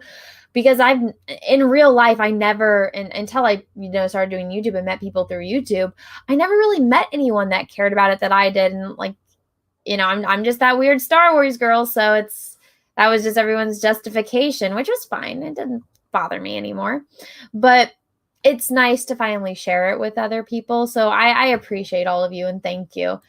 And, even everyone else that's in the chat, again, you don't have to super chat. I do appreciate it if you do. But, just seeing everyone in the chat talking about stuff, I see, like, talking about DS9 and Riker's beard and, loving Star Wars as a 3-year-old. It's nice to share my love with other people that feel the same way, because I have never had that until I met, my friends on YouTube in real life. I never had that in real life. So I do appreciate everyone. And with all the shit, it's like, I wouldn't, honestly, I don't have time to deal with people's bullshit. And so with all the bullshit that I get, because people lose their mind that, oh my God, a person has a YouTube channel, they're talking about stuff I don't like. I wouldn't have the patience to deal with that shit, but I do it because I get enjoyment out of being a part of this community, and because all of you wonderful people in the chat. So I do appreciate all of you guys, and even though I don't know all of you, and I probably never will meet all of you, but I just understand that I do appreciate it. Murloc, thank you for that. These leaks are all Raylo trash running and blaming blame screen for JJ Binks and Catastrophe. It's actually not Raylo's. I think it's somebody. I think it's a JJ PR person or something. Ryan Bobadilla, thank you so much. Kinda sad JJ Abrams is in charge of Superman. I know, it's gonna be shit. Also, have a nice day and rant away. It's your right as a fan. Star Wars deserves better. Oh, well, thank you. I appreciate that. Did I miss any more? And guys, I'm trying to get these all as they come in, so I'm not trying to scramble at the end of the chat. Bruno Champagne thing was about get Guy Ritchie with Favreau and Tarantino. Oh no, I hate Guy Ritchie. Oh my God. No. Fuck no. I can't stand Guy Ritchie movies. I think the only one I enjoyed was Man from U.N.C.L.E. Aside from that, no. I have so many people are like, Anna, this is the bestest movie ever, and I turn it on. I don't like British humor. I apologize if you're British. I don't like it. I think Rock and Rolla, aside from a couple scenes, is not a fun, entertaining movie at all. The other one with the dog, what did the dogs? Did the dog swallow a diamond or something like that? Oh my God, I fucking hated it. My boyfriend, he's just like, Anna, this is the bestest movie ever, babe. Let's watch it. And I'm like, I don't even know what the fuck is going on. They're speaking English, but I don't understand what is going on. I hate it. I fucking hate Guy Ritchie movies. And I'm sorry. Sorry if you like it. Not my thing. That being said, Okay, here you go. Get the people that do Cobra Kai. If they're Star Wars fans, fucking A, do that. They did it better. Could you imagine if they took everything that happened in Cobra Kai, but they made it like basically with Star Wars? Be fucking great, right? Let's see.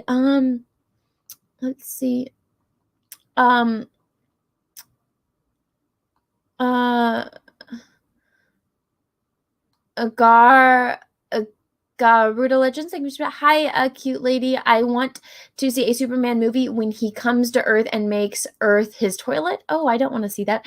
I want to see Batman as his butler. Okay, I am Superman. I am triggered. I bean you in half, tiny human. Well, that wouldn't be a Superman movie, but thank you for the super chat. Ken Baller, I think I read that one. Roger H, thank you for the super sticker. Say thumbs up. Thank you. Skid saying we should go to cover Star Wars Detours. It's pretty chill. I don't know. I'll think about it. Volcanus Rex thinks about Pablo Hidalgo seems like the type of guy who wears a Velcro shoes.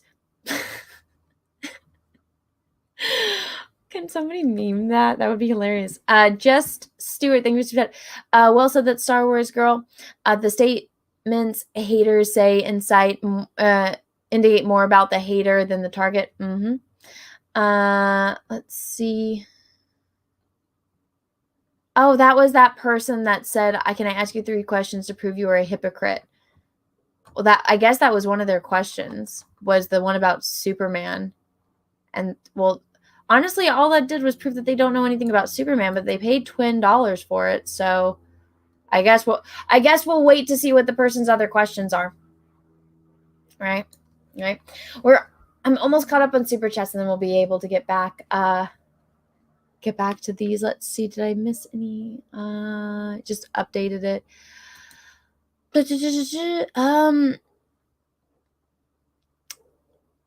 Paul Perez, thank you for classic sci-fi. Thank you. Hi, Anna. I read that one. Thank you. Deranged Lunatic. Thank you for the unicorn sticker. I appreciate that. Ryan Babadilla, thank you for kind of sad JJ Abrams is in charge. Oh wait, I think I read that one.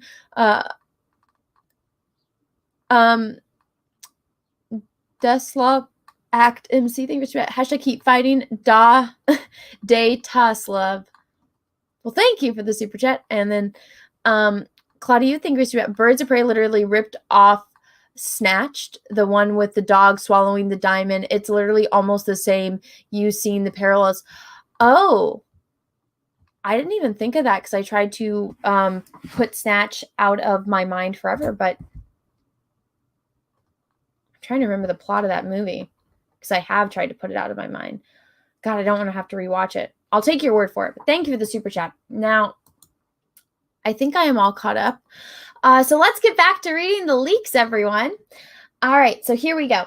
Regarding the sequel trilogy, each sequel trilogy director prioritized their scripts differently. Johnson was intoxicated with the themes. Trevorrow had been infatuated with the spectacle. Fucking A, I can't talk today. And Abrams favored the concepts. That all makes a lot of sense and suits them all based on the work that I have seen them. Snatch is not a great movie. I do not enjoy it. That's just me, though. You can enjoy it all you want. I have absolutely no love for that movie, and it irks my fucking soul.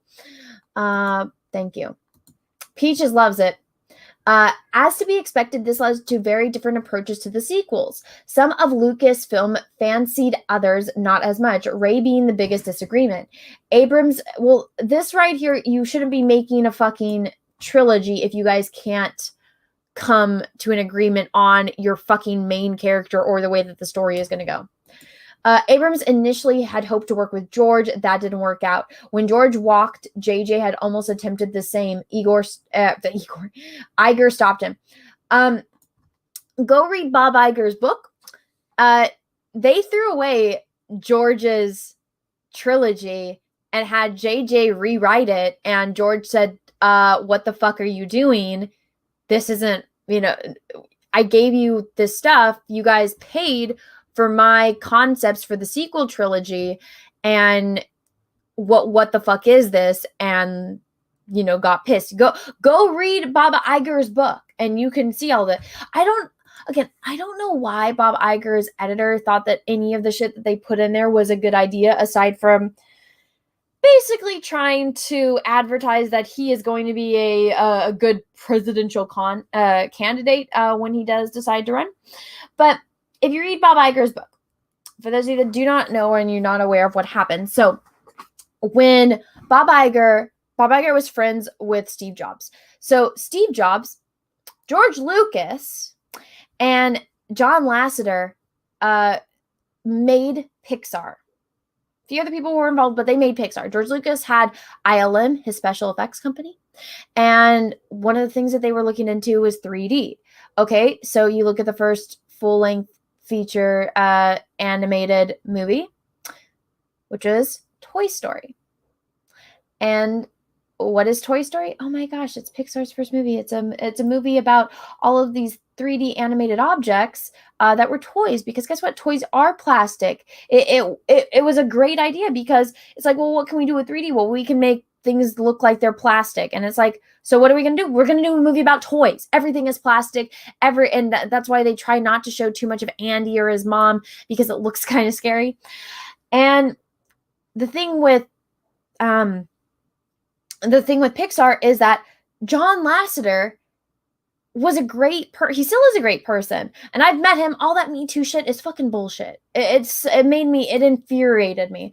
But if you look at John Lasseter, he knows how to tell stories. You might not like Cars, but that movie fucking makes money. And kids fucking love Cars. And John Lasseter is aware of his audience. The reason why Cars exists, and that movie franchise is what it is because John Lasseter and his wife, they have, boys. And she said, hey, babe, you're working too hard. Our kids aren't going to be young forever. You need to spend time with them. We need to do something with our kids before they're too old, because they're growing up fast. And so him and his wife took their boys and they went on a road trip, and that's where he came up with the idea of Cars. And that's one of the things about Pixar. So Pixar doesn't take stories from outside of Pixar. Up is the idea of, a guy that wanted to tell a story about his grandfather. Every single story that Pixar does is because the people that work at Pixar are storytellers, and they want to tell stories through animation. And John Lasseter, he has his movies with his ideas that come out, but then everyone else, this director has this story that they want to tell, and they have all these projects going on at the same time. And it's all original stories that these people come up with. It's not, a retelling of Little Red Riding Hood. It's their stories, or at least it used to be when John Lasseter was there. And so Pixar was doing fucking great. You have movies, again, like Toy Story, like Monsters, Inc., like Finding Nemo. All original stories that were coming from Pixar, and Pixar was doing incredibly well. And so Bob Iger, took over after Michael Eisner, and he was looking at how all of the Disney animated movies, the 2D animated movies, none of the characters were really sticking with foreign audiences, but he saw that Pixar was doing so fucking well. And so this is before Disney owned Pixar. Disney was the distributor of Pixar. So they, distributed their movies. And so what Bob Iger wanted was, he wanted John Lasseter to come and fix Disney animation and make Disney animation at the same level that Pixar was at, because all of the movies that Disney animation had been coming out weren't sticking with audiences. Even though I liked them, I liked Atlantis, I liked the Treasure Planet, I liked those movies, but it wasn't sticking with the audience the way that Pixar movies were doing. So Bob Iger, John Lasseter, and Steve Jobs, we're all talking about the acquisition. And so what Bob Iger did was, he did just that. He acquired Pixar, and he got John Lasseter to run not just Pixar, but Disney Animation. And George Lucas, being friends with Bob Iger, and friends, I use that term loosely, but being friends with John Lasseter, and saw what John got. And then so when Bob Iger approached George, he thought he was getting the Pixar deal, which was Disney would buy the company and George would run it. and have all of Disney's resources to tell more Star Wars stories. That is exactly why. And everyone's like, well, it was George's fault for getting into it in the beginning. And it's like, you do realize that George was lied to. He was lied to and stabbed in the fucking back. They made him believe that they were buying his sequel trilogy, that because George's company wasn't doing this very well. You know, after the prequels, it was a little, you know, the money wasn't coming in like it had before. And so George thought by selling to Disney, he would get the benefit of, you know, their infrastructure, their money, their resources, and he would be able to continue telling Star Wars stories. That's the only reason George got into talks with him, because he thought he was getting the John Lasseter Pixar deal. He thought he was still going to be in charge of Star Wars. He was going to get to make his sequel trilogy and not have to worry too much about the finances or the distribution or any of that. And so when people get mad at George, it's like, do not go read Bob Iger's book. It's all in there. I don't know. I did a video on it. I think it's like an hour long, actually. But I don't know why people blame George. It's like, could you imagine being in a pickle and somebody you think is your friend reaches out and says, hey, I see you're in some financial difficulty. Well, hey, guess what? I got all of these fucking resources. I got all the money. Let me pick you up. We're going to make this work for you. And then after you're signing papers and you're far into it, they say, wait a second, you thought you were still going to be in charge? Fuck no, you're not going to be in charge. This is what Bob Iger says in his book. He says, I'm not spending, what was it, $4.5 billion to buy Star Wars from you and letting you be in charge? Oh my gosh, the hubris you have, George. And George is like, but that's what you did with John Lasseter. That's what you did with Pixar. And the only reason I even agreed in the beginning, and the only reason why we've gone this far into the process is because you lied to me, because you gave me the impression that I was still going to be in charge. You bought my fucking sequel trilogy. You my outlines, my company. I've allowed you to have people come in and assess my company. And then George said, no, I don't want to do this anymore. And you know what happened?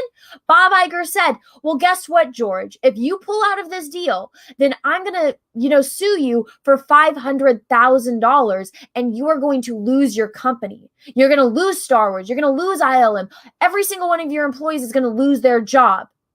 And I'm going to make sure that they lose their job, George. So either sign this paper and receive $4.5 billion or lose everything. And so what else was George going to do? Why do you think when you go and look at that picture of George Lucas and Bob Iger signing the papers, George looks like he lost his fucking soul? Because he did. He got pushed up into a corner and this is all in Bob Iger's book, guys. Go read it. It's called A Ride of a Lifetime. Heck, you can get the audiobook and you can listen to Bob Iger read it to you. And he tries to pitch up when Steve Jobs was alive and how him and Steve Jobs were friends. And he was one of the only people that knew that Steve Jobs, when he got cancer again for the last time, that he was dying. And he pitches like, oh, he trusted me because we were such good friends. It's like, no, he told you because you guys were business associates and he had a respect for you as a business associate. Don't even try to play it like you guys were the bestest friends ever, because that's not what happened. And it says it in the book. And I think I posted a screenshot on Twitter. When Iron Man 2 came out, Steve Jobs called up Bob Iger and he said, hey, I just took my kids to go see that movie and it fucking sucked. And what was Bob Iger's response? It made $23 million, Steve. I don't care if it sucked. All he cares about is money. He screwed over George Lucas. He screwed over Steve Jobs. He screwed over John Lasseter. He didn't have John Lasseter's back when John Lasseter was getting Me Too'd, which is complete bullshit allegations from anyone that has ever met him. He is he's a conniving piece of shit. And yeah, you're right. They do need to pay Alan Dean Foster. That's fucking evil. Yeah, it is evil, guys. It is. And with this, like, oh, Iger stopped him. What was this sentence? Abrams initially had wanted to work with George. That didn't work out. When George walked, JJ had almost attempted the same. Iger stopped him. This is a lie. If you read Bob Iger's book, JJ was part of it. JJ knew that George had his idea for the sequel trilogy, and JJ Abrams was instructed to rewrite and to come up with a new idea for the sequel trilogy, knowing that they weren't going to use George's. So this is a lie. I'm sure he wanted to work with George, but at the same time, JJ Abrams, I don't think is that fucking stupid to think, oh, well, George had this idea. George, the creator of Star Wars that I somehow respect. Oh, well, George had his outline. The creator of Star Wars said this is where he wanted it to go in the future, and we're going to throw it away, and he's not going to be offended that I came up with something else? How fucking stupid are you? You expect me to believe that? Not for a fucking second. So this part of the sentence is true. I think he did want to work with George, but give me a fucking break. And this Iger stopped him. Iger pulled out the fucking contract that he signed. I mean, I doubt Iger had to do that. I think JJ knew he can't leave because of the contract that he signed. It's like, come on. Also, I see Fregaboom is in the chat. What's up, dude? How are you doing? I was in the middle of my rant, or I would have acknowledged you sooner. But yeah. Yeah, I'd advise everybody to go read Bob Iger's book because it's very fucking eye-opening on how much of a piece of shit that asshole is. And when people get mad at George, it's like, you don't understand. This is when you didn't want to do something in the first place, you have somebody that is pretending to be your friend, that is trying to help you up, and like you fell over and you're trying to get up, but you're a little bit older. You're not as, young and bright as you used to be. You're a little bit more frail, and somebody offers you their hand with the persona that they are your friend and they are trying to help you.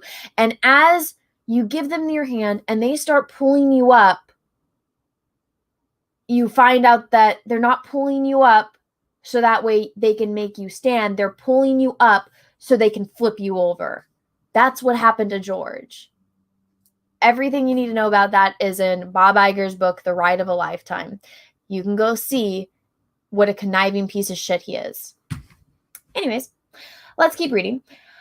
Lucasfilm saw the sequels. Lucasfilm saw the sequels as the departure from the old way into the new era. Initially, they had fondled around with Rey being the granddaughter of Obi-Wan before settling on no one. Abrams wanted Rey to be the granddaughter of Anakin, eventually pushing for her to be Luke's daughter he had with a fellow rebel after the war. The backstory to how Rey was left on Jakku changed several times. Luke left her with Laura San Tekka. Why am I blanking on who that is? Is that what's his face's character? I don't even care about these new damn Star Wars characters. Who is this one? Oh, that dude that died in the beginning of the movie. Him. There you go. Yeah, the dude in the first minute of Star Wars. Cool. I don't care. Who had once been a Force user as well in one draft. Another draft, Kylo left her there as an act of compassion. This concept made it into the final draft of Duel of the Fates and the first draft of The Rise of Skywalker. Abrams had seen Kylo as a tragic villain and wanted to tell a dark what-if story to the redemption of Vader. Oh, so JJ Abrams just wanted to copy the Darth Vader plot and make it his shitty normie version of a Darth Vader plot instead of coming up with an original concept. Oh my God, how surprising. Ben Solo would have always been redeemed, but only through death. Oh my God, like Darth Vader. Holy shit, it's like he ripped off the entire character arc of Darth fucking Vader, except made it fucking worse. Also, let me make this bigger for you guys. Finn had likewise been a subject of controversy. Abrams wanted John Boyega to play Finn. Alan Horn, as well as additional Disney producers, saw that as a further risk. Horn pushing for an Ansel Elgort type. Okay, so this is a theme that I want you guys to pay attention in these leaks.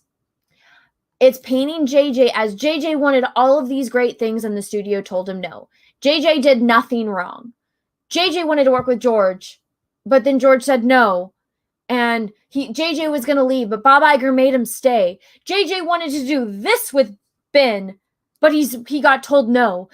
He wanted to do this with Finn, but they told him no. He wanted to do this with Rey, but they told him no. JJ is this perfect, innocent little beacon of light that wanted all these amazing things from Star Wars, but the studio, they're the bad guys. They told him no. It's not like, you know, we could go and look at JJ's track record with Star Trek and see how he just fucks everything up and he doesn't understand the characters, the universe, and the stuff he's working on, doesn't even take the time to do research on it. And just makes up shit on the fly. It doesn't make any sense. But no, he did nothing wrong according to this. Take that in mind as I read this to you, because you'll see it's very trying to paint this like JJ was going to be this great savior of Star Wars and the studio screwed him over, which I'm sure the studio did screw JJ Abrams over at different things, but JJ Abrams shoots himself in the foot. I'm not going to be sympathetic to him. JJ's an idiot. Russell, thank you for the super chat. Anna, I know you love Lucas, but let's be real. He forked up. This is his fault. I don't know if I believe the story from Iger, but Star Wars is done. Well, I mean, you can go and look at the track record, and you could, if you talk to certain Disney, or I should say ILM employees before Disney took over, and the way that all of that worked, and knowing certain people that I do in real life, because I did, you know, I don't want to say too much, but it's true. It is true. And the fact that Bob Iger was so out of touch with reality that he thought that that was okay to put that in that book and it didn't incriminate him in any way shows just the lack of self-awareness.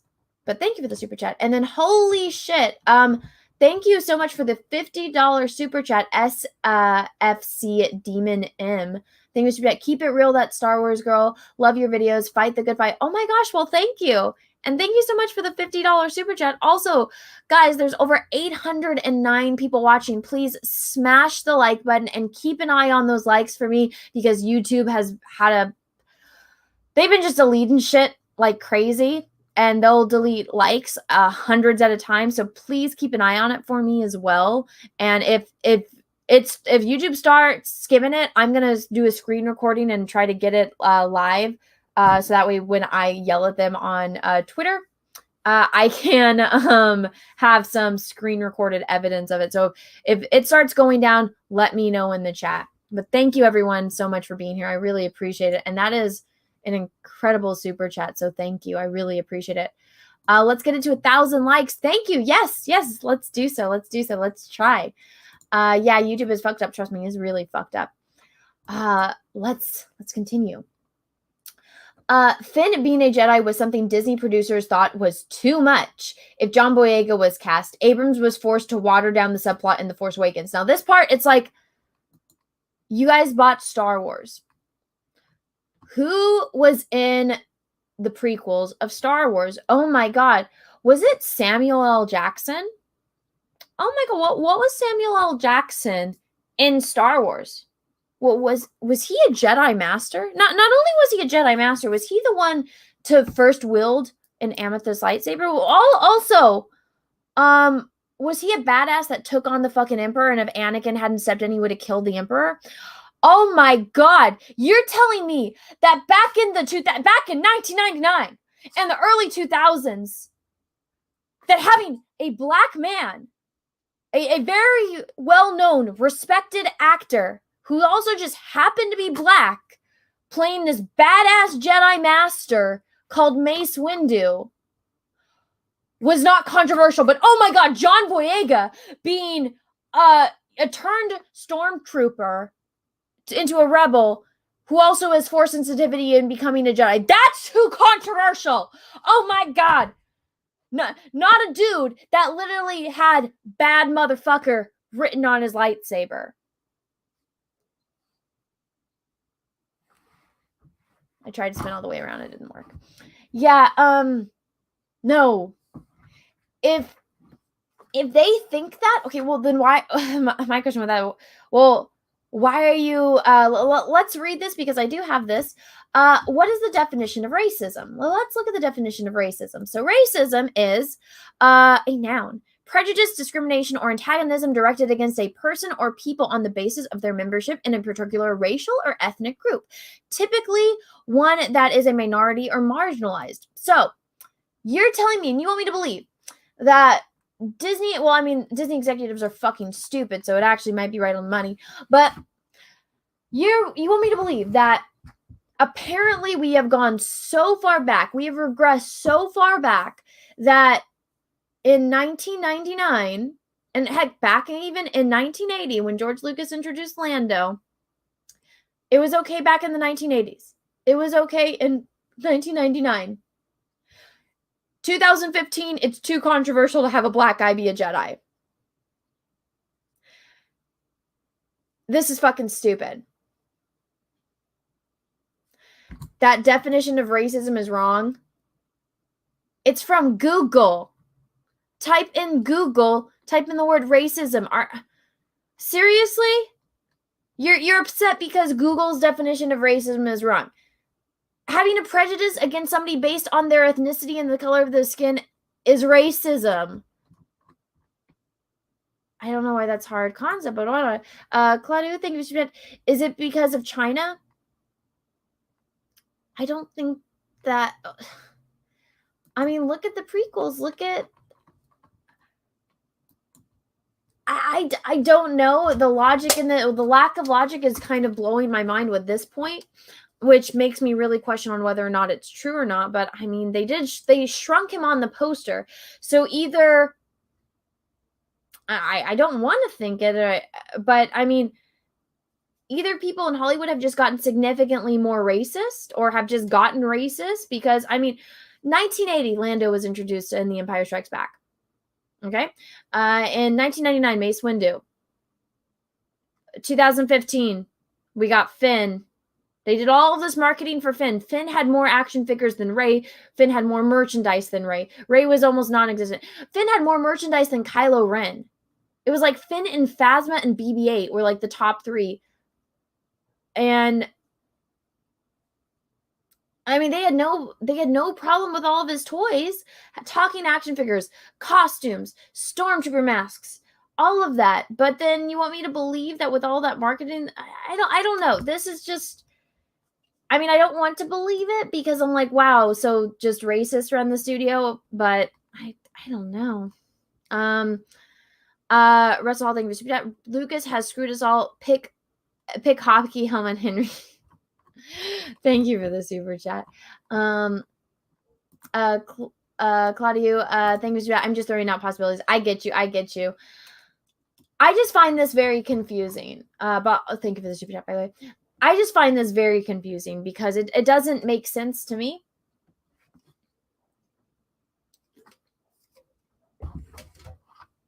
And I don't think Mace Windu was a controversial character because of Samuel L. Jackson's skin color. I think the thing with him was about how he channels the Force and then did he survive or not and stuff like that. But this is just, I don't know, that I'm just like, the studio got more racist, seriously, or just got racist in general. Horn was the most vocal against a romance between Finn and Rey, risk factor playing a big part. So in 1980, it was okay when Lando sees Leia and he's just like, oh, who do we have here? And is all, hello, Leia. And then Han's like, that's my girl, homeboy. But it's okay to have, Lando hitting on Leia. But oh my God, Finn asked Rey if she had a boyfriend and he showed interest in her. And every other movie, he's following around like a puppy dog. Oh my God, how terrible. Yeah. What does this say? Are the rumors true? Jeremy from Geeks and Gamers got drunk with his Disney pals and came up with the idea of twin transvestites for his characters. Should have two of him. Jeremy doesn't drink. Those characters are a ripoff of a Star Trek character, of two different Star Trek characters. So if you watch Deep Space Nine and season 1, I'm blanking on their names, but it's a species where 99% of the population are identical twins. And so these identical twins they're like even though they're not connected, they're not Siamese twins, their minds are linked. So they work, oh my God, why am I blanking on my words today? It's not, they work in sync with each other, but that's not the word I was looking for. And so when one of the twins dies, it's like losing a part of themselves, and the other twin, like, they don't function the same. It's like losing your hand or half of your soul, your spirit, your heart, your brain. And then it's based off of another character species, which was introduced in The Next Generation. And it's the episode with the character Soren. And that is from a non-binary, genderless species of aliens. And the main character, Soren, identifies as female. And because of that, she is sent to a re-education center to fix her mental problems because she identifies as a female.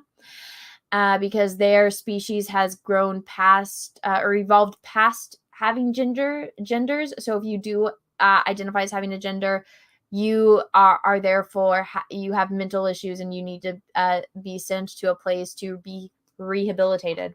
And so those characters that are introduced in the High Republic are a morph of both of those two alien species from Star Trek. The more you know, right? The more you know. Let's see.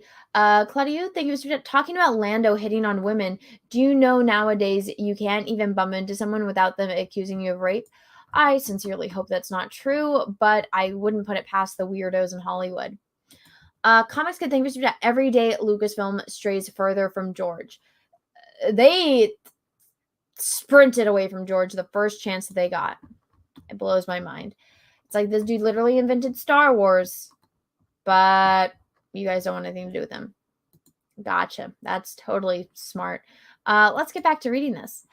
Also, guys, I am going to have to go in a little bit, so I'm not going to be able to finish all of this. Maybe I'll do another stream tomorrow where I finish reading all of this, because I have to go to the High Council. I have to go to the High Council. So actually, let me get the link for that. So you guys, if you guys want to go all and raid, how much do I have left of this? Okay. Maybe I just might leave it off here. And let me get you guys a link for Jeff's High Council show that I'm supposed to be on, because I'm going to have to go run inside and go pee because I've been holding it in for like 20 minutes now. And my bladder is like, hey, Anna, we need to go. Where is Jeff's channel? Here we go. Where is it? Where's the video? Why is it not here? I don't see the link for the High Council. Oh, I guess that's it. Oh, what's going on? Okay, here is the link for High Council that I'm going to be on in a few minutes. I believe. Oh no, it says retro blasting. Okay, well, Jeff told me Mahler was going to be there, so maybe it's the week after. Oh yeah, never mind, guys. It's not this week. Next week, Mahler is going to be there. That's it. Not this week. Next week. So this week it's retro blasting. So everyone go over and check that out. Maybe I'll read a couple more because I still have 7 minutes. NG1TEAV, thank you for the super sticker. I'm going to go over here and see what it says. Also, Diano, thank you for the super sticker. I appreciate it. Thank you. Let's see. Oh no, they dropped you. Oh, they did? Did they drop the likes? Let's see. Oh, it is a pair that says keep it up. Well, thank you. And I think you said that a little bit earlier too, but thank you for the super sticker. I appreciate it. And then Diano sent the little puppy dog waving. Thank you. Claudia, thank you for the super chat. Did you see my super chat earlier about Snatch? I thought I saw your chat. I don't know if I saw the super chat. Yes, I did. Yes, I did. I read it. The Birds of Prey thing, right? Yes. Is the link to Reddit in the bio? No, here, let me put it in right now. Let me post it here right now. Get it for you. I will edit it into the bio after I am done. And I use your emergency beep bucket. I don't have an emergency beep bucket. I wish I did sometimes. Let's see. Here we go. Why is nothing loading? I hate the way it does this. Dadman walking 55, thank you, should bet. They're taking their own advice from The Last Jedi. To kill the past, you have to. So stupid. Claudia, thank you, should bet. No, the second one I sent. Let me go see. Oh, I have to pee. I haven't started bouncing yet, which is a good thing. Nothing is loading anymore. There's been so many problems with YouTube. I don't know if they're trying to like update their system or something, but it's a pain in the ass. Is it this one? Oh no, I did miss it, so thank you. I see I have a few. Bruno Champagne, let me clarify. Guy Ritchie is a legit jujitsu black belt. I'm talking cope between Favreau for context, Tarantino for scripts, and Ritchie for action. I mean, I like Tarantino's action. I am not a fan of Guy Ritchie's action. I don't think being a black belt gives you the ability to be a good choreographer. With that being said, anything's better than Rian Johnson because, oh my God, that video of the lightsaber battle is terrible. Claudia, thank you for the super chat. Same plot as Snatch. A person is going to be killed by a mobster, so they have to find a way to pay off their debt. The diamond, which is swallowed. Oh, gotcha. I see. I did miss that super chat. Thank you for the super chat. Fragaboom, thank you for the super chat. Rage, my rage sister. Well, thank you for the super chat. It was nice to see you pop in here, dude. Spike and Madness, thank you for the super chat. Do you know what nemesis means? A righteous infliction of retribution manifested by an appropriate agent, personified here by a horrible cunt. Me, winky face. Thank you for the super chat. Russell, thank you for the super chat. I know you love Lucas, but let's be real. I think I read the one. And I think I am all caught up on super chats. Thank you everyone so much for being here, by the way. I sincerely appreciate it. This was a fun stream. I'm kind of sad that I have to cut it short, but I did oh my God. Oh, okay. I thought the stream went down. I was like, I didn't cut the stream down. What's going on? It showed up as like it was not working. I was like, what happened? Have I just been talking into the void? But I do have to go over to Jeff's channel for the High Council. So everyone, if you could be dears and go over here and do a That Star Wars Girl raid. It is over on the World Class Bullshitters channel. So here is the link right there. And everyone, I will see you over there. Go say That Star Wars Girl raid in the chat. And until next time, I'll do a stream tomorrow where I finish reading this, by the way. So stay tuned sometime tomorrow. Oh, you know what? Jesse's gonna be here. We're gonna do the matriarchy tomorrow. So we'll read this together. So it'll be me and Jesse. So we will be back here tomorrow for an episode of the matriarchy, and I will have Jesse helping me. And so until next time, everyone, I hope you have a great rest of your day, morning, evening, afternoon. I'll see you over on the High Council in a minute. And may the force be with you because we are really, really, really going to need it. Bye, everyone. Hey everyone, I just wanted to let you know, if you didn't know already, that I have an Etsy where I sell prints of my artwork. I got horror villains, Marvel, DC, and Star Wars characters.